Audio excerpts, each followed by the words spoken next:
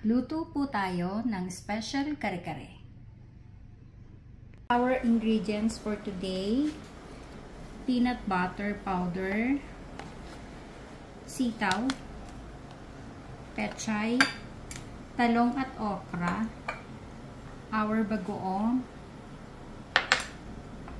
our peanut butter, tinunaw ko na sa pinaglagaan ng karne, kare-kare powder, sibuyas at bawang, our stock, and our pata at spare ribs. Meron na tayong pinainit na oil, around 2 tablespoons. Let's put our garlic and our onions.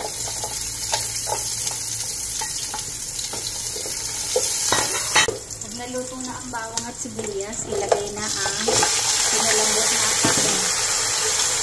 Isahin.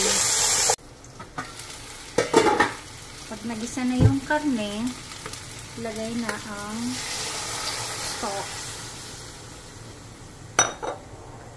and the peanut butter.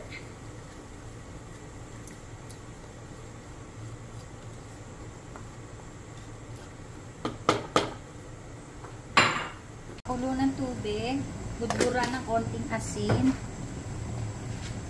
ilagay ang mga gulay.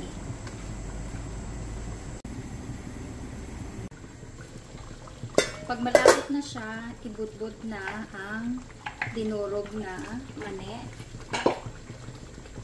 kare-kare powder instead of annatto powder, kare-kare powder, and our 2 tablespoons of bagoong, and then mix. Pag malapot na po, patayin na ang kalan, luto na po ang ating special kare-kare.